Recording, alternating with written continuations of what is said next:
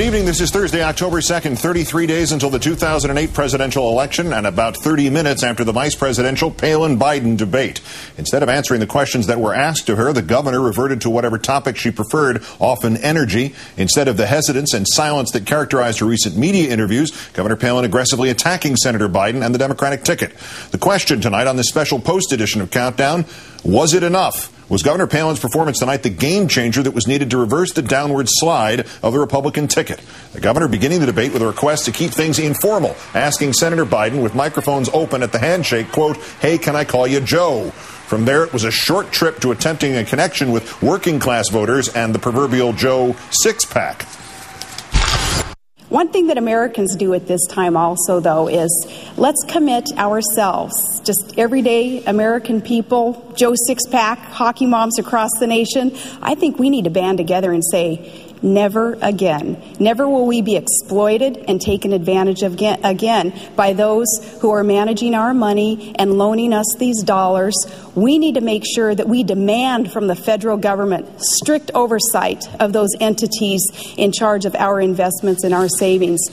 Senator Biden calling out his opponent on dodging certain questions and on getting certain facts wrong, as he did when Governor Palin falsely claimed that Senator Obama had voted 94 times either to raise taxes or to fight against tax cuts. Charge is absolutely not true. Barack Obama did not vote to raise taxes. The vote she's referring to, John McCain voted the exact same way.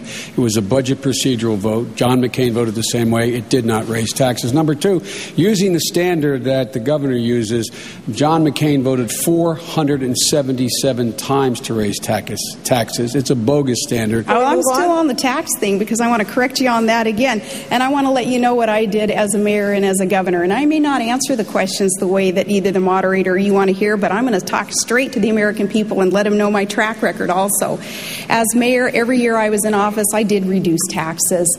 I eliminated personal property taxes and eliminated small business inventory taxes. And as governor, we suspended our state fuel tax. We did all those things knowing that that is how our economy would be heated up. Now, as for John McCain's adherence to rules and regulations and pushing for even harder and tougher regulations, that is another thing that he is known for, though. Look at the tobacco industry. Look at campaign finance reform. Okay, our time is up here. I'm going to move on to the next question. In addition to viewing those actual debate questions as optional, another Palin strategy when things got uncomfortable, straying into energy, no matter what the original topic was. That would keep people in their homes, actually help banks by keeping it from going under. But John McCain, as I understand it, I'm not sure of this, but I believe John McCain and the governor don't support that. There are ways to help people now, and there are ways that we're offering are not being supported by the Bush administration, nor do I believe by John McCain and Governor Palin. Governor Palin, is that so? That is not so, but because that's just a quick answer, I want to talk about, again, my record on energy versus your ticket's energy ticket also. I think that this is important to come back to with that energy policy plan, again, that was voted for in 2005. The debate shifting from economic issues and energy to foreign policy. Governor Palin with his son already in Iraq or due to be there shortly with the Alaska National Guard. Senator Biden with his son, the Attorney General of Delaware, heading to Iraq tomorrow with his National Guard unit. The Democrat calling McCain the odd man out for his refusal to accept a timetable for the withdrawal of U.S. troops from Iraq. The Republican calling that tantamount to a white flag of surrender. Your plan is a white flag of surrender in Iraq, and that is not what our troops need to hear today, that's for sure, and it's not what our nation needs to be able to count on. Senator Biden, meanwhile, wondering how a McCain-Palin administration would differ on foreign policy from the Bush administration, the one the country has right now. Past his prologue, Gwen. The issue is, how different is John McCain's policy going to be than George Bush's? I haven't heard anything yet. I haven't heard how his policy is going to be different on Iran than George Bush's. I haven't heard how his policy is going to be different with Israel than George Bush's. I haven't heard how his policy in Afghanistan is going to be different than George Bush's. I haven't heard how his policy in Pakistan is going to be different than George Bush's. It may be. But so far, it is the same as George Bush's. And you know where that policy has taken us. We will make significant change. So once again, we're the most respected nation in the world. Joining me now from Washington University in St. Louis in the immediate aftermath of this debate, Howard Fineman of Newsweek and MSNBC. Howard, good evening again. Hi, Keith. Hi. Governor Palin did not crash, did not burn, but she also did not answer the questions as they were asked in many, many occasions. Is that something outside the spirit of this thing?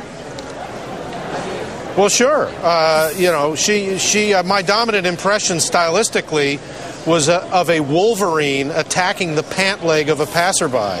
I mean, she got a hold of Joe Biden and hung on for dear life, using every attack line she conceivably could. Obviously, they rehearsed tons of attack lines out there in Sedona. The white flag of surrender, there you go again, Joe, on and on and on. She repeated her record from Alaska at any time she conceivably could, whether related to the question or not.